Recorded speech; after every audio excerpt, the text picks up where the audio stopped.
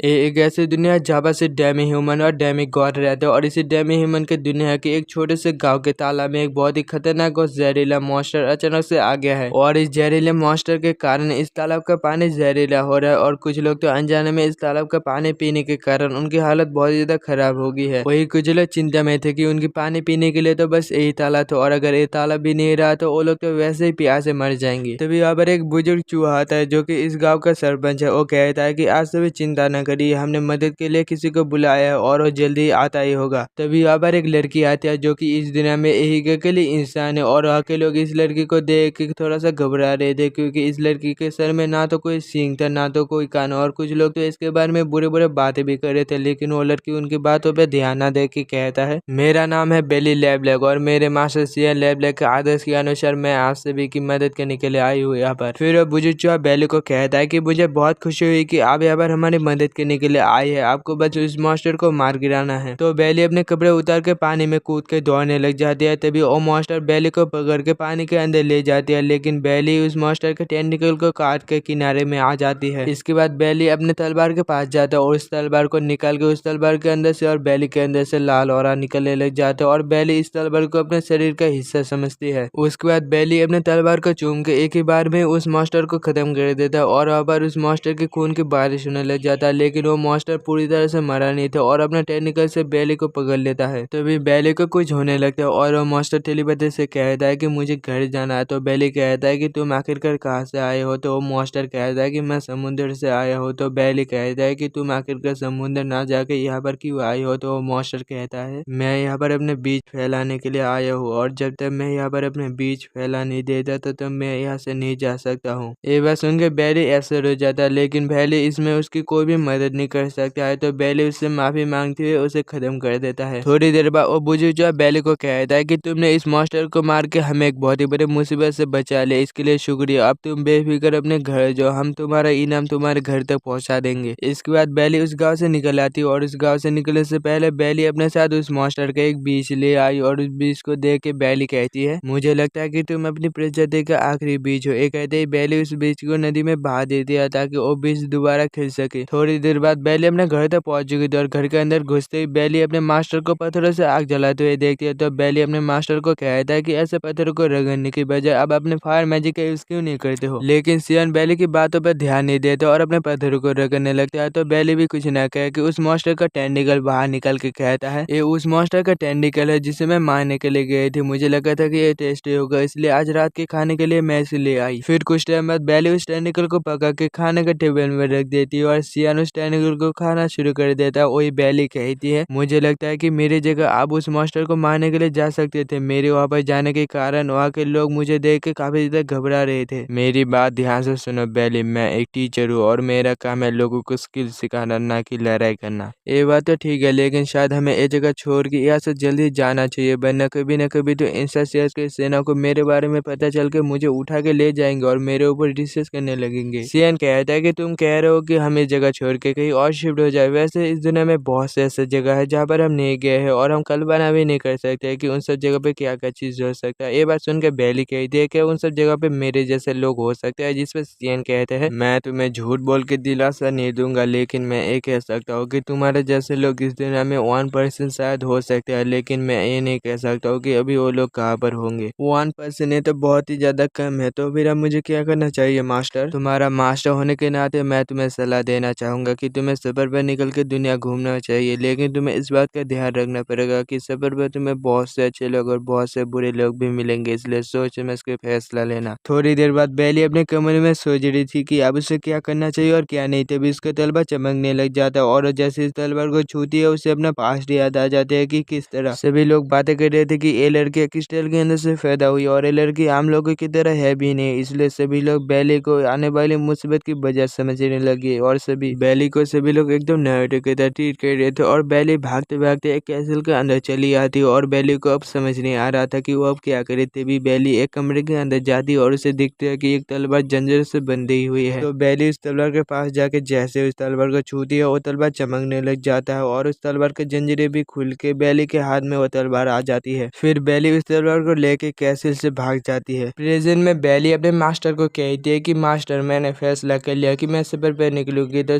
सियान बैली को अपने तलवार लेके बाहर आने को कहता है। अब सियान कहते हैं कि मुसाफिर बनने के लिए सबसे पहले तुम्हें श्राप अपनाना पड़ेगा। इस श्राप तुम्हें अपने सफर पर बहुत ही ज्यादा परेशान करेगा, लेकिन आगे चल के ये श्राप तुम्हारे लिए आशीर्वाद बनेगा। मुझे भी एक श्राप मिला था जिसके कारण मैं लोगों को स्किल सिखाने के बजाय खुद लड़ाई नहीं कर सकता हूँ। तुम अगर तैयार हो तो मुझे बता देना। अब सियान अपनी तलवार की मदद से अपनी उंगली काटता है और सेम चीज बैली भी करती है। फिर दोनों एक दूसरे के हाथ में अपना हाथ रखता है, जिसके कारण उन दोनों का खून बहुत ही तेजी से बाहर निकल के फ्लो करने लग जाता है। सियान कहता है कि मुझे बता तुम क्या चाहते हो, तुम्हारा लक्ष्य क्या है। तो बैली कहते है कि मैं अपने जैसे लोगों के साथ मिलना चाहता हूँ और मैं इस दुनिया के साथ दोस्ती करना चाहता हूँ। ये कहते उन दोनों का खून फ्लो करना रुक जाता है और बैली को सियान का चेहरा थोड़ा सा धुंधला दिखाई देने लगता है। तभी अचानक से बैली की यादों से सियान के साथ बिताई हुई हर एक पल की यादें धीरे धीरे गायब हो रहा था। ये देख के बैली को कुछ समझ नहीं आ रही थी। तो सियान कहता है मुझे लगता है कि श्राप तुम्हारे ऊपर आ गया है और अब तुम एक मुसाफिर बनने के लिए तैयार हो, और एक मुसाफिर को एक मास्टर की क्या जरूरत है। इसलिए मैंने अभी तक तुम्हें जो कुछ भी सिखाया है उसे भूलना मत और ऐसे ऐसे जगह घूमना जहाँ पर मैं अभी तक नहीं गया हूँ। बैली कहती है कि आपको किसी के दिमाग से खेलने का हक किसने दिया, और आप हमेशा ऐसा ही करते हैं कि किसी को आपकी जरूरत ना पड़े। एक कहती ही बैली अपनी तलवार निकाल लेती है। फिर हम बैली का बचपन का सीन दोबारा देखते हैं, जहाँ पर बैली अपनी तलवार लेकर कई बार बैठी हुई थी। तभी यहाँ पर सियाना के कहता है कि तुम्हारे मॉम डैडी यहाँ पर नहीं आने वाले हो और आज से मैं ही तुम्हारा मॉम और डैड हो। तभी सियान गायब होने लगता है। प्रेजेंट में बैली को हम एक जंगल में देखते हैं, जो कि वहाँ के क्रिस्टल काफी ज्यादा चमक रहे थे और बैली वहाँ से एक क्रिस्टल को उठा के मन में बोलती है काफी साल पहले इन्हीं क्रिस्टलों में से एक क्रिस्टल के अंदर से मैं पैदा हुई, पता नहीं इस जन्म में अपने जैसे लोगों से मिल पाऊंगी या नहीं। ये बोल के बैली वही पर सो जाती है। थोड़ी देर बाद बैली की आँख खुलती है तो वो देखती है कि वहाँ के क्रिस्टल अब नीले चमक रहे थे और बैली उस जगह को थोड़ा सा ध्यान से देख के वहाँ से निकल जाती है। और अगले सीन में हम देखते हैं कि बैली एक शहर में आ गए थे और आगे लोग बैली को देख के एक दूसरे से बात कर रहे थे कि ये लड़की आखिरकार किस प्रजाति से, और इसे तो हमने पहले कभी भी नहीं देखा। वही बैली इन सभी की बातों को इग्नोर करके एक रेस्टोरेंट में खाना खाने जाती है और वहाँ का वेटर बैली को देख के कहता है कि मुझे लगा था कि महल से शायद कोई राजकुमारी आई है, लेकिन तुम तो कोई और ही हो। तो बैली कहती है कि आपके राज्य में क्या सभी लोग ऐसे ही होते हैं। तो वो वेटर कहता है कि मुझे माफ कर देना अगर मेरी बातों से तुम्हें बुरा लगा होगा। तभी यहाँ पर कुछ लोग एक रैबिट को लेकर इस जगह पर आते हैं। तो वहाँ का वेटर उन लोगों को कहता है कि आखिरकार तुम लोग इस खरगोश के साथ क्या करना चाहते हो। तो वहीं पर एक आदमी कहता है एक खरगोश उस दिन हमारे तलवारों को कुतर के वहाँ से भाग गया था और उस दिन तक हमारे हाथ नहीं आया, लेकिन आज ये हमारे हाथ आ गया। और वैसे भी हमारे तलवारों में अभी भी कोई खरगोश का खून नहीं लगा है, तो इस खरगोश को मार के आज हमारे तलवारों को खून से लथपथ करेंगे। ये बोल के वो सभी उस खरगोश को मारने जा रहे थे। तभी बैली उसी बंदे के ऊपर कुर्सी फेंक के मारती है और बोलती है तुम सभी को अपनी तलवार बस इंसाफ के लिए उठाना चाहिए। अगर तुम सभी बुरी और अच्छे में फर्क नहीं जानते हो तो तुम सभी को वो तलवार अपने पास रखने का कोई हक नहीं है। ये बोलने के तुरंत बाद ही वो सभी बैली के ऊपर हमला कर देता है, लेकिन बैली उन सभी के बाहर से बच के उनके ऊपर हमला करने जैसे जाते हैं तभी कोई मैजिकल पावर बैली को रोक लेता है और बैली ठीक से हमला नहीं कर पाती है। तभी बैली के पीछे से एक बंदा बैली के ऊपर हमला करता है, लेकिन बैली उसकी तलवार तोड़ के सामने वाले बंदे का तलवार भी तोड़ देता है और उसके कंधे में जाके मारता है, लेकिन वही मैजिकल पावर फिर से बैली को रोक लेता है। अब बैली सोच रही थी कि आखिरकार उसके साथ ही क्या हो रहा है। तभी उसे सियन की बात याद आती है और बैली कहते है कि कहीं ये मेरा श्राप तो नहीं है और मेरे श्राप की वजह से मैं अपनी तलवार की वजह से किसी को काट नहीं पा रहा हूँ। वही बैली के सामने वाले आदमी का ध्यान उस खरगोश की तरफ जाता है, जो कि वो खरगोश उनकी तलवार को फिर से कुतर रहा था। ये देख के वो आदमी उस खरगोश को मारने जाता है और बैली उस खरगोश को बचाने के लिए उस आदमी को मारने जाता है। तभी बैली के सामने वही वेटर आ जाता है, तो बैली अपने आप को रोक लेती है। अब रुक जाओ बैली, इनको अपनी गलती की सजा मिल चुकी है। वैसे इन्होंने अपनी तलवार बनाने में बहुत ही ज्यादा मेहनत की थी, लेकिन अब इनकी तलवार देख के लगता है कि इनका कुछ नहीं हो सकता है। वही बाहर उनका हंगामा सुन के इस राज्य के सैनिक यहाँ पर आ गए थे। उधर वो वेटर कहता है तुम्हारे पास डॉग टैग है या नहीं, अगर नहीं है तो जल्द से ऐसे निकलो, क्योंकि बिना डॉग टैग के अगर कोई भी तलवार निकालता है तो इस राज्य के सैनिक उसे उठा के जेल में डाल देते हैं। ये बात सुन के बैली वहाँ से तुरंत जाने लगती है और जैसे बाहर निकलते है वो देखते है कि इस राज्य के सैनिक तो बाहर उसका इंतजार कर रहे थे और उनके पास एक बड़ा सा टर्टल भी था। फिर वो सभी सैनिक बैली को अपने टर्टल के ऊपर बैठा के उसी कैसल में ले जा रहे थे, जिस कैसल में बैली ने बहुत पहले अपने तलवार को चुरा के भागी थी। थोड़ी देर बाद इस कैसल का एक आदमी बैली को एक कमरे में ले जाके बंद कर देता है और बैली वही बैरी बैठ के अपनी तलवार से कहती है बहुत समय पहले ऐसे कमरे में मुझे तुम बंद मिली थी और बहुत समय तक मुझे ऐसे कमरे में बंद रहना पड़ा था और तब तो मुझे कोई बचाने के लिए आया था, लेकिन मुझे उसका चेहरा याद नहीं आ रहा है और तब की बात अलग थी, लेकिन अब मुझे कोई बचाने नहीं आने वाला है तो मुझे खुद ही कुछ करना पड़ेगा। ये बोल के बैली इस कमरे का दरवाजा तोड़ देता है। तभी यहाँ पर वही गार्ड आता है, तो बैली इस गार्ड को कहती है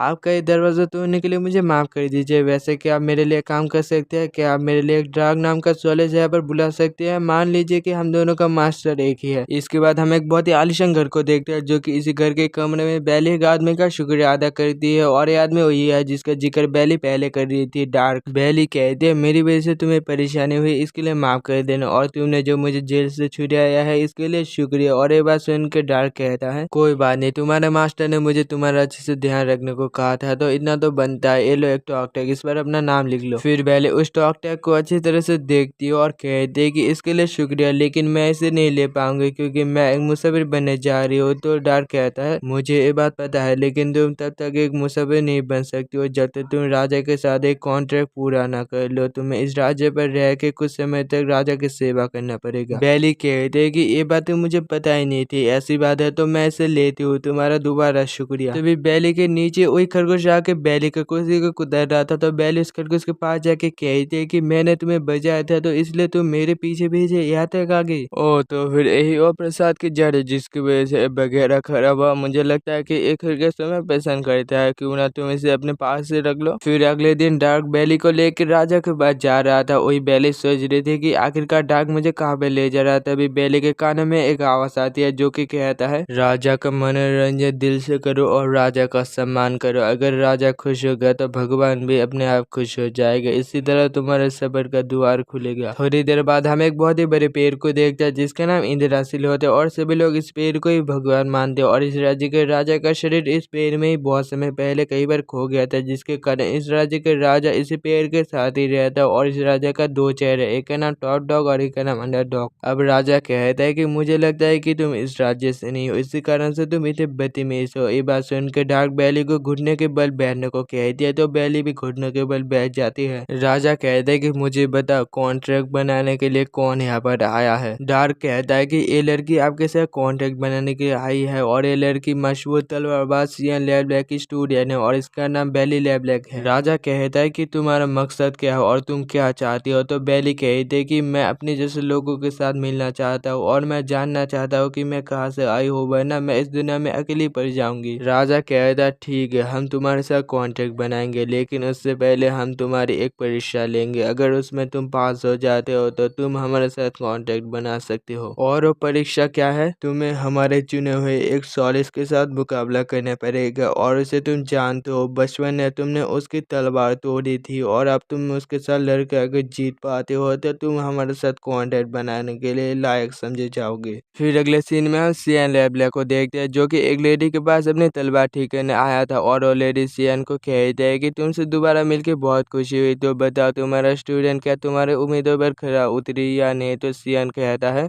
मेरा स्टूडेंट मेरी उम्मीद से भी काफी बेहतर तलवारबाज बन गया है, और उसके साथ लड़ते समय मैं काफी मुश्किल से उससे बच पाई हूँ, लेकिन इस बीच उसने मेरी तलवार तोड़ दी, और उसे जो श्राप मिला था एक दिन वही श्राप उसके लिए आशीर्वाद बनेगा, और वो ऐसे ऊंचाइयों को छुएगा जहाँ पर तुम और मैं कभी भी नहीं गए थे। ये तो वक्त ही बताएगा कि तुम्हारा स्टूडेंट क्या करता है और क्या नहीं। वैसे तुम्हारा तलवार जब तैयार हो जाएगा मैं ये तुम तक पहुंचा दूंगा। ये बोल के वो लेडी वहां से गायब हो जाती है। फिर हम राजा की तरफ देखते हैं, जहाँ पर एक घोड़े वाला आदमी अपना परिचय देता है कि मेरा नाम है की रॉयल, और मैं बड़ रॉयल के शासक के देख रेख में 4 सॉलिस में से एक हूँ। वही बैली इस आदमी को देख के सोचते है कि ये तो वही आदमी है जिससे मैंने बचपन में हरा के उसकी तलवार तोड़ दी थी, लेकिन पहले तो मुझे पता नहीं था कि एक सॉलिस है, लेकिन अब मेरे श्राप के कारण क्या मैं इसे हरा भी पाऊंगी? उधर की रॉयल बैली को कहता है कि मैं तुम्हारा शुक्रिया अदा करता हूँ कि तुमने पहले मेरी तलवार तोड़ दी, क्योंकि वो तलवार टूट जाने के बाद मैंने ये तलवार बनाई, और ये तलवार उस तलवार से भी बहुत ज्यादा स्ट्रॉन्ग है, और इसका नाम लेफ्ट है। इसके बाद बैली भी अपनी तलवार को निकाल लेती है और दोनों लड़ाई करना शुरू कर देता है, लेकिन बैली बस की रॉयल को हमने को डॉजी कर रही थे, तो बैली सोचता है कि इससे काम नहीं चलेगा। वो अगर की रॉयल को हमने से बस डॉजी करेगी तो वो कभी भी नहीं जीत पाएगी। उसे अगर जीतना है तो उसे की रॉयल के ऊपर हमला करना ही पड़ेगा। तो बैली किसी तरह की रॉयल को चकमा देके उसके हाथ में मारती है, लेकिन बैली के श्राप के कारण की रॉयल को ज्यादा चोट नहीं आती। वही दर्शक ये देख के बातें कर रहे थे कि इस हमले से तो उसके 2 टुकड़े हो जाने चाहिए थे। वही की रॉयल अब बहुत ही ज्यादा गुस्सा हो जाता है और बैली के ऊपर अपनी पूरी ताकत से हमला करता है, जिसके कारण बैली के हाथ से खून भी निकल आता है, लेकिन बैली भी हार मानने में से कहती है और बैली एक ही बार में की रॉयल की तलवार को उसके हाथ से अलग कर देता है। अब की रॉयल बैली से हार चुका है, तो की रॉयल बैली को कहता है, तुम मुझसे जीत चुके हो तो मुझे खत्म करके इलरा भी खत्म कर दो, लेकिन बैली अपने श्राप के कारण दुश्मन उसे खत्म नहीं कर सकता था, तो बेली उसकी तलवारें तोड़ देती है। ये देख के वहाँ पर सभी दर्शक उसे गालियां देने लगता है, क्योंकि एक तलवार बनाने में बहुत ही ज्यादा मेहनत लगती है। अगर बेली इस तलवार को तोड़ने के बजाय उसके यूजर को खत्म कर देता तो ये तलवार उसके परिवार में से कोई ले सकता था, लेकिन बेली के पास भी कोई रास्ता नहीं था। तो बेली उन सभी को कहता है कि ये मेरे लड़ने का स्टाइल है, अगर किसी को इससे प्रॉब्लम है तो आके मुझसे लड़ सकता है। इसके बाद राजा बेली को कहता है कि तुमने ईमानदारी से लड़ाई जीती है, तो एक सॉलिस्ट के रूप में हम तुम्हें स्वीकार करते हैं, और तुम एक मुसाफिर बनना चाहते हो तो हमारे कॉन्ट्रैक्ट के हिसाब से तुम्हें बाग सिटी को 3 मुसीबतों से बचाना पड़ेगा, और वो मुसीबत कब आएगा वो हमें नहीं पता है, तो इसके लिए तुम्हें इंतजार करना पड़ेगा। थोड़ी देर बाद बेली के पास 2 सॉलिस्ट आते हैं, और वो दोनों अपने हाथ से एक नीली राग निकाल के बेली के जख्मों पे लगा देते हैं, और वो राग रखते ही बेली के जख्म हील होने लग जाते हैं। बेली कहती है आखिरकार एक क्या चीज है, तो डार्क कहता है ये पवित्र राग है, और तुम्हारे श्राप के होने के कारण भी तुम लड़ाई जीत गए, मुझे तुमसे यही उम्मीद थी। अब बेली मन में कहती है कि मैं इस राज्य में एक सॉलिस्ट बन चुकी हूँ, तो मेरे श्राप के कारण मैं किसी को मार नहीं सकती हूँ, तो फिर मुझे सभी की तलवारें ही तोड़नी पड़ेंगी। फिर हम रात के समय बेली के खरगोश को देखते हैं, जो कि ट्रांसफॉर्म होकर इंसान में बदल जाता है, और वो खिड़की से बाहर निकल के वहां से चला जाता है। उसके बाद हम उन्हीं लोगों को देखते हैं जिनकी तलवार बेली ने पहले तोड़ दी थी, और उन लोगों ने महल से एक रेड राग चुरा के लाए थे। उनका मानना था कि ये रेड राग किसी भी टूटे हुए तलवार को फिर से पहले जैसा कर सकता है। तो उनका लीडर कहता है कि इस राग से हमारे तलवारों को जल्दी से ठीक करो, एक बार अगर हमारे तलवारें ठीक हो जाए तो उस लड़की और खरगोश को मैं अकेले ठिकाने लगाने जाऊंगा। तभी यहाँ पर वही खरगोश आ जाता है अपने ईमान फॉर्म में, और वो खरगोश इन लोगों को कहता है कि तुम लोग सुधरोगे नहीं ना। एक कहते वो खरगोश इन लोगों को बहुत गंजे से कर देता है, और वो लोग आग में जलने लग जाता है, लेकिन ये तो बस एक इल्यूजन था। फिर वो खरगोश वहां से जाने लगता है, और जाने से पहले वो उस पवित्र राग को ले लेता है। इसके बाद हम बेली को देखते हैं। बेली कहते हैं कि पवित्र राग तो बहुत ही कमाल की चीज है, इसने तो मुझे पल भर में ठीक कर दिया। डार्क कहता है किसी भी दिन अंडर ईस्ट में बुरे सॉलिस हमला कर सकते हैं, जहाँ पर तुम्हारे मॉम डैड रहते हैं। ये बात सुन के बेली कहती है तो फिर तुमने ये बात मुझे पहले क्यों नहीं बताई। तो डार्क कहता है मुझे ये बात किसी को भी बताने की इजाजत नहीं था, लेकिन मैंने फिर भी तुम्हें बता दिया, और राजा को ये बात पहले से ही पता था, और भगवान जिन सॉलिस को चुनेगा वही बस इस लड़ाई में हिस्सा ले सकते हैं। बेली कहते है कि उन सॉलिस को अगर चुनने का हम इंतजार करेंगे तो तब तक बहुत देर हो जाएगी, मैं नहीं रुक रहा हूँ, मैं जा रहा हूँ। ये कहते हैं बेली दौड़ के अपने घर की तरफ जाने लगती है, और घर के अंदर घुस के देखते है कि वहाँ पर कोई नहीं है। तो बाहर एक घायल आदमी को बेली पूछते है कि सभी कहाँ पर है, तो वो आदमी कहता है कुछ लोग यहाँ पर आए और हमारे लोगों को बंदी बना के वो लोग जंगलों की तरफ ले गए। तो बेली भी दौड़ के जंगलों की तरफ जाने लगती है, और वहाँ पर जाके देखते है कि कुछ लोग बड़े बड़े टेटल के ऊपर कुछ लोगों को बंदी बना के ले जा रहे थे। तो बेली जरा सा भी टाइम वेस्ट न करके उन सभी के ऊपर हमला कर देती है, और एक एक करके सभी को नॉकआउट कर देती है। ये देख के राजा के सेवक और राजा दुमदमा के भाग जाते हैं। थोड़ी देर बाद बेली सभी को छुड़ा लेती है, और बेली की मॉम बेली के पास जाके कहती है कि बेली क्या सच में तुम ही हो। और बेली के डैड कहते हैं कि मुझे बहुत खुशी है कि तुम वापस आ गए। तभी यहाँ पर एक बच्ची आती है, और इस बच्ची को देख के बेली मन में कहती है कि तो फिर मॉम डैड की एक असली बच्ची भी है, वैसे प्यारी बच्ची तुम्हारा नाम क्या है। वो बच्ची कहती है कि मेरा नाम बेलिन है। उसके बाद बेली अपने मॉम डैड को कहती है कि मैं बहुत खुश हूँ कि मैं आप दोनों का एहसान चुका पाई, और अब मैं एक मुसाफिर बनने जा रही हूँ। तो उसके मॉम डैड कहते हैं कि हम तुम्हारे लिए दुआ करेंगे कि तुम जहाँ पर भी रहो खुश रहो। फिर कुछ समय बाद बेली कई बार जा रही थी, तभी वो ध्यान देती है कि उसका लॉकेट तो उसके गले में है ही नहीं। उसे लग रहा था कि लड़ाई में शायद वो कई बार गिर गया होगा। इसके बाद हम उन्हीं लुटेरों को देखते हैं। उन लुटेरों में से एक लड़की के पास बेली का पेंडेंट था। वो बोल रहा था कि इस पत्थर के साथ हमें अच्छे खासे कीमत मिल जाएंगे। तभी वहाँ पर वही खरगोश वाला बंदा आ जाता है। वो बोलता है कि मैं तुमसे भी से लड़ने नहीं आया हूँ, बल्कि मैं तुमसे भी से एक सौदा करना चाहता हूँ। फिर हम बेली को देखते हैं। तभी वहाँ पर वही खरगोश वाला बंदा आ जाता है। वो कहते हैं कि तुम क्या कुछ ढूंढ रहे हो। तो बेली कहते हैं कि हाँ मैं खरगोश को। खैर जाने दो, वैसे तुम कौन हो। मेरा नाम कीटी है, और मैं एक मुसाफिर हूँ बिल्कुल तुम्हारी तरह। ये बात सुनकर बेली कहती है कि आखिरकार तुम्हें कैसे पता है कि मैं एक मुसाफिर हूँ। तो वो बंदा कहता है कि मुझे तुम्हारा नाम भी पता है, बेली लैबले। क्या तुम मेरे साथ रेस्टोरेंट में खाना खाने जाना चाहोगे। उसके बाद दोनों एक रेस्टोरेंट में खाना खाने के लिए आते हैं। कीटी कहता है कि मैंने इन लोगों को एक मुसाफिर वाला गाना गाने के लिए रिक्वेस्ट किया। वो लड़की देख रही हो ना, वही वो गाना गाने वाली है। फिर वो लड़की गाना शुरू करती है, और वो गाना इतना प्यारा और सुंदर था जिसे सुनकर बेली की आंखों में आंसू आ जाते हैं। कीटी कहता है कि हम मुसाफिर को श्राप आशीर्वाद बन जाए, ये इस गाने का मतलब है। तो बेली कहते हैं कि इस गाने में मेरा नाम भी था। तो बेली कहते हैं कि तुम्हारे मॉम डैड ने शायद यही गाना सुनकर तुम्हारा नाम रखा था। ये बात सुनकर बेली मन में कहते हैं कि मॉम डैड को पता था कि मैं बड़े होकर मुसाफिर बनूंगी, फिर भी उन्होंने मुझे इतना प्यार दिया। ये बात सोच के बेली अपने लॉकेट को पकड़ने जाती है, लेकिन वो तो वहाँ पर था ही नहीं, जिसे देख के बेली फूट फूट कर रोने लगती है। तभी वो सामने देखती है तो सामने कीटी था ही नहीं, बल्कि उसका लॉकेट वहाँ पर रखा हुआ था। तो बैली उस रॉकेट को लेके गले से लगा लेती है। अगले सीन में राजा बैली को अपने पास बुला के कहता है कि तुमने हमारे राज्य को बुरे लोगों से बचा के 140 का कर्तव्य पूरा किया है, इसलिए हम तुम्हें तुम्हारे तलवार के वजन के जितना सोना भेंट करेंगे। ये बोलते राजा वहाँ पर एक तराजू क्रिएट कर देता है और एक तरफ बैली की तलवार और दूसरी तरफ बैली की तलवार के जितना सोना रख देता है और राजा कहता है कि ये इनाम तुम्हें आगे चल के और भी अच्छे काम करने के लिए उत्साहित करेगा। फिर बैली अपने इनाम को लेकर जाने लगती है, तभी वो रुके कहते हैं कि मेरे अभी भी 2 मिशन बाकी है, तो जब चाहे तब मुझे बुला लेना। इसके बाद बैली और डार्क घर जाने लगते हैं और बैली डार्क को कहते हैं कि तुम टॉप 4 सॉलिड्स में से एक हो और दूसरे से तो मैं लड़ चुकी हो, तो बाकी 2 कौन है? डार्क कहता है उनमें से एक का नाम डिजियानो है और एक मरमेड है, लेकिन वो अभी लापता है और हम में से कोई भी नहीं जानता है कि वो एक मर्द है या औरत, और दूसरा भी उसी की तरह थोड़ा सा पेचीदा है और उसका नाम है अडोनस। तभी बैली देखते हैं कि एक गली में कुछ सॉलिड्स मिलकर एक आदमी को मार रहे थे और ये आदमी और कोई नहीं बल्कि अडोनस होता है, वही टॉप 4 सॉलिड्स में से एक। और बैली इसे ऐसे मार खाते हुए देख के उसे बचाने के लिए जाने लगती है, तभी डार्क उसे रोक के कहता है रुक जाओ बैली, इस सॉलिड्स का मामला है तो इसे मुझे संभालने दो। फिर डार्क उनको कहता है कि ये टॉप 4 सॉलिड्स में से एक है, तो तुम लोग इसे ऐसे क्यों मार रहे हो? ये हो सकता है कि एक ही का टॉप सॉलिड है, लेकिन हमारे लिए एक चोर है और हम इसे टॉप सॉलिड जितना इज्जत नहीं देने वाले हैं। फिर डार्क के समझाने के कारण उसे भी वहां से जाने लगते हो और एडोनस भी दीवार को पकड़ के वो भी वहां से जाने लगते हैं। तो बैली डार्क को पूछते है कि आखिरकार इसने क्या किया जिसके कारण ऐसे भी उसे मार रहे थे? तो डार्क कहता है इसने जंग में शहीद हुए एक सॉलिड की तलवार ले लिया और उस सॉलिड के परिवार ने जब वो तलवार इससे मांगा तो इसने देने से मना कर दिया, इसी कारण से उसे भी इसे मार रहे थे। ये बात सुनकर बैली कहती है कि वो लोगों की तलवार चुराने की बजाय खुद ही क्यों तलवार नहीं बना लेते और उसने ये दस्ताने क्यों पहने? उसे देख के लगता है कि वो तलवार को डायरेक्ट नहीं छूना चाहता है। फिर अगले दिन बैली महल आती है एक काम करने के लिए, तभी बैली देखते है कि कुछ सॉलिड फिर से एडोनस को पीट रहे थे, तो बैली उनको समझाती है कि इसे ऐसे क्यों बेवजह मार रहे हो। तभी बैली की ध्यान उन्हें छोटे जंगली जानवरों पर जाती है जिनको उन्हें सॉलिड्स ने मार दिया था, तो बैली ये देख के गुस्सा हो जाती है और अपनी तलवार निकाल के उनको धो देती है, वो भी बिना साबुन के। इसके बाद बैली एडोनस को संभालती है और कहते है कि तुम कहाँ पर रहते हो, मुझे बता, मैं तुम्हें वहां तक पहुंचा दूंगा। तो एडोनस कहता है कि तुम्हें मेरा नाम कैसे पता है? तो बैली कहते है कि मुझे डार्क ने बताया और उसने मुझे ये भी कहा है कि तुम लोगों की तलवारें चुराते हो। तो एडोनस कहता है कि मैंने भी तुम्हारे बारे में कुछ सुना है राजा, तुम्हें गलत रीजन कहती है। तो बैली कहती है कि तुम्हें मेरे बारे में और क्या क्या पता है? तो एडोनस कहता है कि बाकी बात हम घर जाके करें। इसके बाद बैली एडोनस के घर आ जाती है और एडोनस एक डॉग को बुलाता है और कहता है कि इसका नाम बैम्बू है और मेरे इस दुनिया में इसके अलावा कोई भी दोस्त नहीं है। तभी और डॉग बैली को निकल लेता है और बैली अपनी आँख खोलती है तो वो देखती है कि वो कमरे में आ गई है और इस कमरे के ना तो कोई दरवाजा है और ना तो कोई खिड़की, और बैली ये देख के थोड़ा सा घबरा जाती है। एक कमरा असल में बैम्बू का पेड़ होता है, एकदम डोरेमोन के 4 डायमेंशनल पॉकेट की जैसा, बस फर्क इतना है कि एक डॉग का पेड़ है। तभी यहाँ पर एक दरवाजा अपीयर होता है और उस दरवाजे से एडोनस आता है। फिर यहाँ पर खाना खाने के लिए खाना आ जाता है और एडोनस बैली को कहता है कि मुझे लगता है कि बैम्बू को तुम बहुत अच्छे लगे। उसके बाद दोनों चाय पीने लगते हैं और बैली एडोनस को कहती है एक गर्ल ऑफ द रीजन का मतलब क्या है? तो एडोनस कहता है कि मुझे इसके बारे में पता नहीं है, तुम्हारे मास्टर और राजा तुम्हें गर्ल ऑफ द रीजन इसलिए कहते थे क्योंकि उनको लगता था कि तुम्हारे किस्मत में कुछ बड़ा लिखा है। तो बैली कहते है कि तुम लोगों के तलवारें किस लिए चुराते हो? एडोनस कहता है कि मैं तुम्हें पूरी बात तो नहीं बता सकता लेकिन मैं तुम्हें कुछ दिखा सकता हूँ। एक कहते हैं एडोनस अपनी तलवारों का कलेक्शन दिखाता है और उनमें से एक तलवार को लेकर कहता है कि देखो, इस तलवार के लास्ट में एक क्वेश्चन मार्क है। मैं ये जानना चाहता हूँ कि आखिरकार लोग तलवारें क्यों बनाते हो और तलवारों के लिए अपनी जान क्यों देते हैं और हमारा भगवान कौन है? तुम मानो या ना मानो, लेकिन यही मेरी जीने का तरीका है। तभी यहाँ पर एक खिड़की आ जाता है और इस खिड़की से हम राजा को देख पाते हैं। एडोनस कहता है कि बैम्बू जो कुछ भी देख रहा है वो हम यहाँ पर देख पा रहे हैं। राजा कहता है डिजियाना के ऊपर बुराई कुछ ज्यादा ही हावी हो गया, उसका अगर हम जल्दी कुछ ना करें तो वो हमारे लिए एक बड़ी मुसीबत बन सकता है। ये बात सुनकर एडोनस कहता है डिजियानो, मुझे लगा था कि यहाँ पर डिजियानो को बात चली है। डिजियानो एक ऐसा मनमेद जो कि लड़का लड़की दोनों को अपने हुस्न के जाल में फंसा के एक दूसरे से लड़वाता है, सीधा सीधा बात करे तो वो सभी का भगवान बनना चाहता है। और ये बात जैसे राजा को पता चला, राजा ने डार्क के द्वारा डिजियानो की तलवार तोड़ दी और डिजियानो ने तब से राजा से बदला लेने की कसम खा ली और डिजियानो ने अपनी टूटी हुई तलवार को रेड रॉक से ठीक कर लिया। लेकिन कोई भी टूटी हुई तलवार को अगर एक बार ठीक करता है तो वो तलवार अपने यूजर की परीक्षा लेता है। अगर तलवार को लगता है कि उसका यूजर उसके लायक नहीं है तो वो तलवार उस पर हावी हो जाता है। फिर रात के समय हम किटी को देखते हैं और तभी यहाँ पर सियाना के कहता है कि बताओ तेनाली के राजकुमार यहाँ पर किस लिए आना हुआ। ये बात सुनकर हमें पता चलता है कि किटी और कोई नहीं बल्कि पास के एक राज्य का राजकुमार है। वो कहता कहता है, मैं यहाँ पर मेरे मास्टर के कहने पर बैली लैब लगी, यानी तुम्हारे स्टूडेंट को जांचने के लिए आया हूँ। अगर मुझे लगता है कि तुम्हारा स्टूडेंट हमारे लिए कोई खतरा है तो उसे मारने के लिए मैं जरा सा भी हिचकिचाऊंगा नहीं। सियान कहता है, ये तो वक्त ही बताएगा। बैली हमारे शरीर का हिस्सा है और वो हमारे सपने को पूरा करके ऐसी ऊंचाई को छुएगा जहाँ पर कोई भी नहीं गया था। फिर हम बैली को देखते हैं जो कि 2000 के साथ डिजाइनर से लड़ाई करने के लिए जा रहे थे। तभी बैली के पास एक बैल जैसा नमूना होता है और वो बैली की तलवार लेके उठाने की कोशिश करता है, लेकिन वो उठा नहीं पाता और गिरा देता है। उसके बाद वो वैसा दोबारा से अपनी जगह पे बैठ जाता है और उसकी गर्लफ्रेंड जो कि मरमेड है वो कहती है कि मेरा गॉर्डन कितना ज्यादा ताकतवर है, उसने इतनी भारी तलवार को अकेले उठा लिया, तुम जब तक यहाँ पर हो इनको कुछ करने की जरूरत नहीं है। फिर वो सभी डेजियाना के अड्डे पे आ गए थे और बैली को बाहर से मरे हुए सॉलिस की गंध आ रही थी और यहाँ पर किसी को भी नहीं पता, बस एडेनस और बैली को ही पता है कि ये कोई आम मिशन नहीं बल्कि एक सुसाइड मिशन है।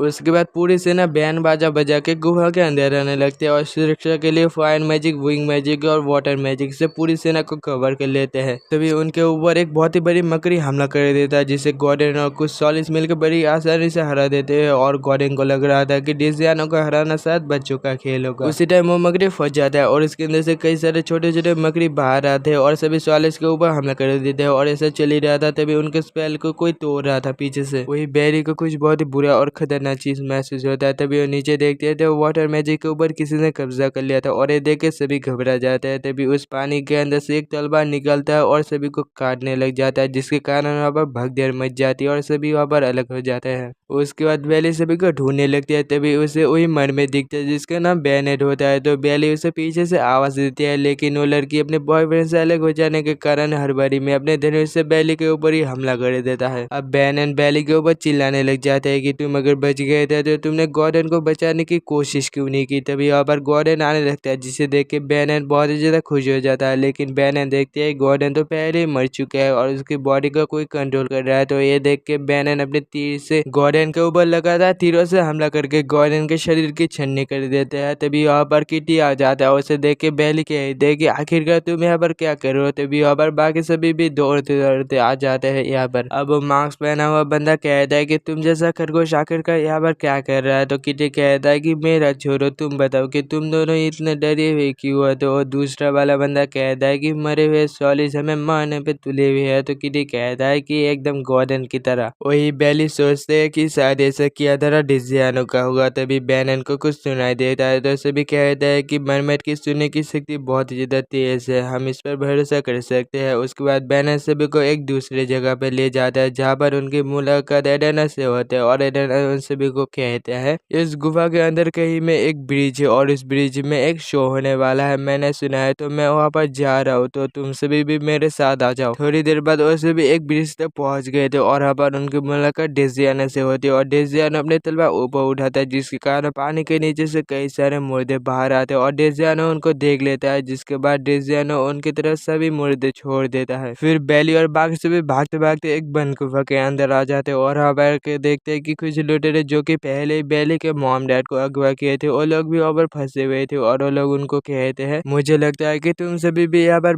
बचाते आगे हो गए। तो बैनन कहता है कि आखिरकार तुम कौन हो और यहाँ पर कैसे आए। तो वो बुढ़ा कहता है मेरा नाम है चिनबैग और डेजियाना पहले मेरे दल में आने की रिक्वेस्ट की थी और तब वो ऐसा नहीं था, वो अच्छे बुरे का फर्क जानती थी, लेकिन आगे चल के पता नहीं उसको क्या हुआ और उस पर बुराई एकदम से हावी हो गई। सीधे सीधे कहे तो वो हमारी मदद से टॉप डॉग और अंडर डॉग को हराना चाहती थी। एक आदमी था जिससे डेजियाना बहुत ही ज्यादा प्यार करता था, लेकिन वो आदमी डिवाइन समन का उल्लंघन करके वहां से भाग गया, जिसके कारण राजा ने उसे मौत की सजा दे दी और ये बात सुन के डेजियानो एकदम से पागल हो गया। ओ तो फिर ऐसी बात है, हमने अगर जल्दी कुछ नहीं किया तो पता नहीं हम भी उन मुद्दों के साथ होकर एक दूसरे को काटते फिरेंगे। तो क्यों ना अभी के लिए हम एक दूसरे से हाथ मिला ले। वही उन लोगों के पास भी दूसरा कोई रास्ता नहीं था तो वो लोग हाथ मिला लेते हैं इससे। फिर बुढ़ा राजा की तरह सभी को बताने लगता है कि किसको क्या करना चाहिए और क्या नहीं। ये बोलते ही वो उस मार्क्स वाले बंदे के पास जाता है पूछने के लिए कि तुम क्या करते हो और तुम्हारा स्किल क्या है। तो वो बंदा कहता है मार्क्स वाला मैं लड़ाई नहीं कर सकता हूँ क्योंकि मेरी तलवार जंजीरों से बंधी हुई है, मैं बस एक सॉलिस के तौर पर जंग में जाके उसे दर्शक की तरह देख के वहाँ पर जो कुछ भी होता है वो सब कुछ राजा को जाके बताता हूँ और राजा के आदेश के अनुसार ही मैं अपनी तलवार को निकाल सकता हूँ। तो फिर तुम मेरे पीछे रहना और कोई मुसीबत नहीं खड़ी करना, ओके। उसके बाद बुढ़े सभी को 4 स्क्वाड में बांध देता है और सबसे पहले बैली अपनी तलवार की मदद से इस गुफा का दरवाजा तोड़ देती है और सभी बाहर आते हैं और बाहर आते जमीन में जो पानी था उससे सभी मुर्दे बाहर आने लगते हैं। तो ये देखे सभी अपनी तलवार की मदद से सभी मुर्दों को साफ करने लग जाते और आगे बढ़ने लगते और आगे बढ़ते बढ़ते एक ब्रिज के बीच में जाके रुक जाते और आगे पीछे फायर मैजिक से एक दीवार बना देता है जिसे सभी मुर्दे छूते ही जल के राख होने लगते हैं। और डिज़ाइनर दूर से ये सब देख के अपने वाटर मैजिक से उनके नीचे पानी ला देते हैं और सभी मुर्दे पानी के नीचे जाके अंदर आने लगते हैं और सभी ये देख के कूद के वहाँ से बाहर आ जाता है। लेकिन वो बुढ़ा और उसकी कुछ सेवक वहीं पर रह जाता है। तभी किटी अपने फायर मैजिक से वहाँ पर आग लगा देता है और एंड टाइम में वो बुढ़ा और उसकी कुछ सेवक बाहर आ जाते हैं। लेकिन तभी और भी मुर्दे पीछे से आने लगते हैं और उनके ऊपर झपट पड़ते हैं और एडेनस भी बहुत ही मुश्किल से उनको रोक रहा था और ऐसे करते करते उसके रिश्तेदार ने उसके हाथ से निकल जाता है और जैसे अपनी तलवार को छूने लगता है वो किसी फूल पत्ती जैसे मुरझाने लगता है। वही बैनन भी इनसे भी मुर्दे से लड़ते रहते। एक मुर्दा उसकी एक आंख फोड़ देता है और पहले ये सब देख के बहुत ही ज्यादा गुस्सा हो जाते और उन सभी मुर्दों को बहुत ही गुस्से से काटने लग जाते। वही पीछे से बैनन बैली की इस बहादुरी को देख के उसके अंदर का मर्द जाग होता है और फीमेल से मेल हो जाती है। वही बैली बैनन की इस ट्रांसफॉर्मेशन को देख के मन में कहता है कि डार्क ने उसे एक बार कहा था कि जब मरमेड बहुत ज्यादा दुखी और बेबस रहती है तब उसे किसी का सहारा चाहिए होता है और वो तब लड़की होती है। लेकिन जब उसके अंदर हिम्मत और ताकत दोनों आ जाती है तब उसके अंदर का मर्द जाग होता है और वो फीमेल से मेल हो जाता है। डेजियानो बस हमारे साथ खेल रहा है, हम चाहे तो इन मुर्दों को सारा दिन यहाँ पर काट सकते हैं लेकिन इससे कोई फायदा नहीं होगा। हमें डेजियानो को किसी तरह अपने बिल से बाहर निकलना ही पड़ेगा। अब शायद प्लान बी अपनाने का समय आ गया है। ये बोल के सभी एक बहुत ही सेफ जगह पे चले जाते हैं और सभी एक दूसरे के चोटों को पवित्र राख से हील करने लग जाते हैं। फिर वो सभी कब्रिस्तान की तरफ चले आते हैं और यहाँ पर आके बुढ़ा कहता है कि एक बारी इस लड़ाई का अंत हो गया। ऐसा सुन के वो मार्क्स वाला सोलिस कहता है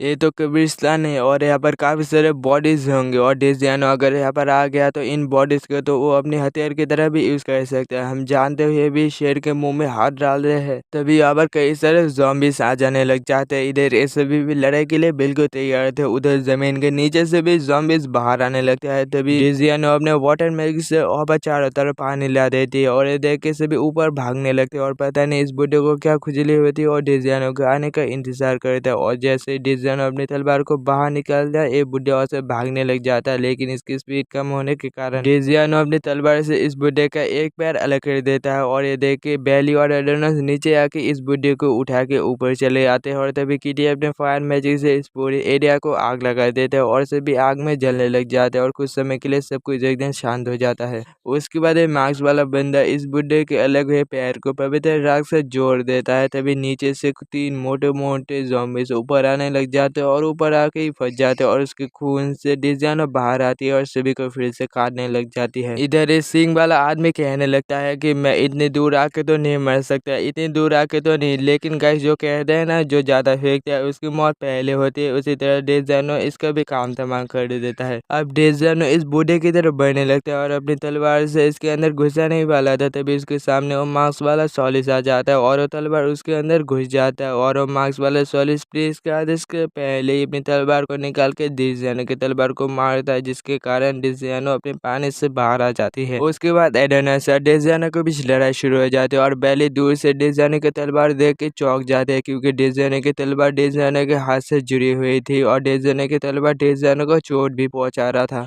उसके बाद एडेनस अपने पैडडॉग बैम्बू से तलवारें निकालता जाता है और डेजियानो के अंदर घुसाता जाता है। ऐसा करते करते डेजियानो का शरीर खून से एकदम लथपथ हो चुका था लेकिन फिर भी डेजियानो को कोई फर्क नहीं पड़ रहा था। आखिर में डेजियानो एडेनस को अपने शरीर के अंदर अपनी तलवारें घुसाने देता है और एडेनस जैसे उसके शरीर में अपनी तलवारें घुसाता है डेजियानो अपने शरीर के नीचे पड़े हुए खून से एडेनस को अपने वॉल में ले जाता है। ये देख के बैली एडेनस के पीछे उस खून में कूद पड़ता है और बैली के पीछे किटी भी उस खून में कूद पड़ता है। फिर बैली डेजियानो के वॉल में आ जाती है और यहाँ पर पैर रखने के लिए कोई जगह नहीं था इसलिए किटी अपने स्पेल से यहाँ पर पैर रखने के लिए जगह बना देता है। वही कहीं पर एडेनस भी अपने पैडडॉग बैम्बू के सहारे कहीं पे खड़ा हुआ था तभी डेजियानो एडेनस के ऊपर हमला कर देता है तो एडेनस डेजियानो के हमले से बच के उसका एक हाथ अलग कर देता है फिर उसका पेट चीर देता है। लेकिन इतना कुछ होने के बावजूद भी डेजियानो हंस रही थी। ये देख के बैली कहती है आखिरकार कैसे इतना कुछ होने के बावजूद वो कैसे हंस सकती है और इसकी तलवार एकदम भगवान भगवान के पेड़ के जैसे कैसे है। ये सब सुन के किटी कहता है एक बहुत ही पुराना श्राप और एक बहुत ही खतरनाक बीमारी के कारण उसे झूठे देवता बनने के लिए मजबूर किया गया। ये सब सुन के बेली कहते हैं कि आखिरकार तुम कहना क्या चाहते हो। तो किटी कहता है कि तुम नहीं समझोगे और ये सब छोड़ो, अब बताओ कि हमें यहाँ से एडेनस की मदद कैसे करें। तो बेली कहता है मैं यहाँ से उसकी मदद करूंगी। तो किटी भी कुछ नहीं कहता। उधर डेजाना एडेनस की तरह हमला करने के लिए आगे बढ़ रहा था। तो बेली अपने तलवार फेंक के डेजाना के ऊपर मारती है और डेजाना के अंदर से जो ऑरा निकल रहा था वो बेली की तलवार लगती है धुएं से निकल जाता है और इसी का फायदा उठा के एडेनस डेजाना के ऊपर हमला कर देता है। लेकिन इस हमले से भी डेजाना को कुछ ही नहीं होता और डेजाना अपनी तलवार से एडेनस के अंदर घुसाने वाला था। तभी बेली ऊपर से आके डेजाना की तलवार तोड़ देती है और डेजाना नॉर्मल होने लगता है। ये देखे बेली मन में कहती है क्या डेजाना भी सभी की तरह अपनी तलवार के काबू में थी और डेजाना तो पहले ही मर चुकी थी। इसी के साथ ये सीन खत्म होते और अगले सीन में हम डार्क और बेली को एक साथ ट्रेनिंग करते हुए देखते हैं और बेली की ट्रेनिंग खत्म हो जाती है तो बेली वहां से जाने लगती है और बेली चलते चलते एक लड़की से टकरा जाती है। तो बेली उसे उठा के कहते है कि आखिरकार तुम इस बारिश में ऐसे क्यों घूम रहे हो, तुम्हारे पास क्या छाता नहीं है। तो वो लड़की कहते है कि उन्होंने मुझे छाता दिया था लेकिन मुझे उसे खोलना नहीं आता था इसलिए मैंने उसे फेंक दिया। और ये बात सुनकर बेली को समझ आ जाता है कि ये लड़की एक ढेर ज्यादा है। फिर वो लड़की अपना नाम बताती है कि मेरा नाम शेरी है और मैं डार्क से मिलने जा रही थी लेकिन मुझे पता ही नहीं है कि वो कहाँ पर रहता है। तो ये बात सुनकर बेली शेरी को अपने साथ अपने घर में ले जाते हैं और वहाँ पर जाके बैनन जो कि अब लड़का बन गया था वो कहता है बेली को तुम्हें क्या अंदाजा भी है कि तुम किस मुसीबत को यहाँ पर ले आई। तो बेली कहते है कि इस लड़की को मुझे वहाँ पर अकेले छोड़ना ठीक नहीं लगा और वैसे भी तुम तो भी एक लड़की हो, तुम्हारे पास तो लड़कियों के कपड़े होंगे इसलिए मैं इस लड़की को यहाँ पर ले आई। तभी शेरी एक क्रिस्टल को वहाँ पर ले आते और बेली से पूछते है कि बेली तुम्हें पता है कि इस क्रिस्टल के साथ क्या करना है। तो बेली कहते हैं कि इस क्रिस्टल को अब जैसे तोड़ेंगे इसके अंदर से गर्म पानी बाहर आएगा और सुनते शेरी उस क्रिस्टल को तोड़ देती है और पूरे कमरे में गर्म पानी फैल जाता है और बैनन ये सब देख बहुत ही ज्यादा गुस्सा आ जाता है और बेली को कहते है कि तुम्हें इसे अच्छे से समझाना चाहिए। तो बेली शेरी को कहते है चलो एक साथ टब में नहाते हैं। उसके बाद दोनों एक साथ टब में नहाने लग जाते हैं और बाहर एक सींग वाला बंदा बैनन को कहता है क्या तुम्हें लगता है कि बेली को पता है कि ये लड़की कौन है। तो बैनन कहता है कि इस राज्य में सभी को पता है कि शेरी कौन है, शेरी कासिल की राजकुमारी और पीस्ट इसकी बेटी है। थोड़ी देर बाद बेली और शेरी का नहाना हो जाता है तो वो दोनों बाहर आ जाते हैं। तभी अब डर आके कहता है कि मैंने कभी नहीं सोचा था कि शेरी तुम्हारे पास मिलेगा, कहीं इसने तुम्हें परेशान तो नहीं किया। तो बेली कहते है कि इसने मुझे जरा सा भी परेशान नहीं किया। तो ये बात सुनकर डार्क शेरी को अपने साथ लेके वहाँ से निकल जाता है। वही कहीं पे एड्रेस डेजाने की तलवार लेके कीरॉयल के पास जाता है और कीरॉयल इस तलवार को देख के कहता है कि डेजाने की तलवार को अगर बेली ने तोड़ा है तो मैं फिर से कभी भी बेली के साथ दो दो हाथ करना नहीं चाहूंगा और अब तो मेरे पास अपनी तलवार भी नहीं है। एडेनस कहता है क्या तुमने एग्जामिनर के बारे में सुना है। तो कीरॉयल कहता है हाँ मैंने उसके बारे में सुना है। वही सॉलिस है ना जो कि प्रीस्ट के आदेश के अनुसार उन सॉलिस के पास जाता है जिनकी तलवार टूट गई है।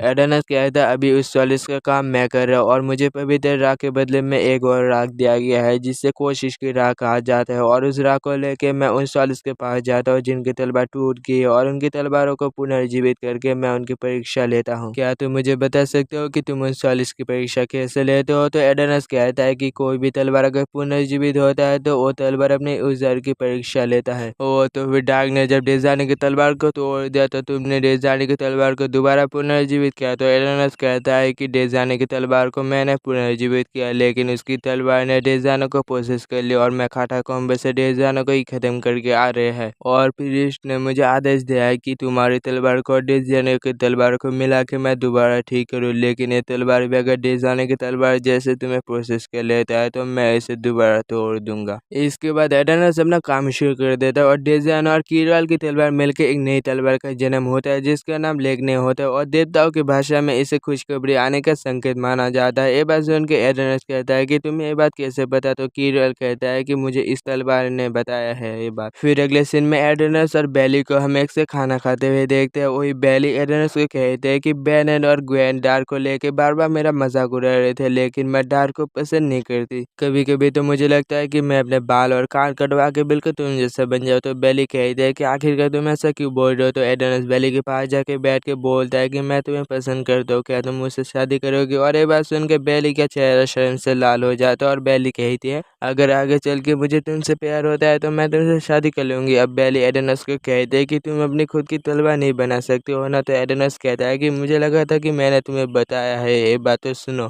मुझे एक श्राप मिला था जिससे मैं अगर किसी भी तलवार को छूता हूँ वो इसी तरह जंग खा के टूट जाता है। बहुत समय पहले जब मैं पैदा भी नहीं हुआ था तब काटा कॉम्बे में एक बूढ़ा श्रापित नोमैड आया था और वो चाहता था कि उसकी मौत इस भूमि में हो ताकि यहाँ के कभी उसकी मौत की खबर उसके परिवार तक पहुंचा दे। लेकिन अभी तक उसके मरने के समय पूरा नहीं हुआ था, इसलिए उसने बाकी समय तक मेरे डैड के साथ इस जगह का रक्षा करने का फैसला किया। फिर एक दिन लड़ाई के समय उस नोमैड की मौत हो गई और मेरे डैड ने बिना कुछ सोचे उस नोमैड को अपने गोद में ले लिया, जिसके कारण उस नोमैड का खून मेरे डैड के अंदर आ गया और इसके साथ साथ उस नोमैड का श्राप भी मेरे डैड के अंदर आ गया। लेकिन फिर भी ये श्राप मेरे डैड पर नहीं दिखाई दिया क्योंकि ये श्राप उन लोगों पर काम नहीं करता जो अपने डर पर काबू करके इसे स्वीकार कर लेता है। फिर कुछ साल बाद मैं पैदा हुआ जिसके कारण ये श्राप मेरे ऊपर दिखाई देने लगा और ये जानने के लिए कि लोगों के ऊपर जो श्राप दिखाई दे रहा है उसकी शुरुआत कैसे हुआ और हमारा भगवान क्या चाहता है, ये जानने के लिए मैंने सॉलिड ज्वाइन किया और ये सोचते सोचते मैं एक टॉप सॉलिड बन गया। ये बात सुनकर बेली मन में कहती कि मैं और एडेनस बिल्कुल एक जैसे है क्योंकि पहले मैं भी सोचता था कि मैं कौन हूँ और मैं कहाँ से आया हूँ और मेरे जीने की वजह क्या है। इसके कारण मैंने सफर पर निकलने का फैसला किया और इस दौरान मुझे एक श्राप को भी अपनाना पड़ा। ये सोचते हुए बेली एडेनस को कहते है क्या तुम मेरे साथ सफर पर जाना चाहोगे, प्लीज मना मत करना। तो एडेनस कहता है क्या तुम्हारे साथ सफर पर इस पर साथ बहुत ही ज्यादा मजा आएगा, मैं तुम्हारे साथ सफर पर जाने के लिए तैयार हूँ।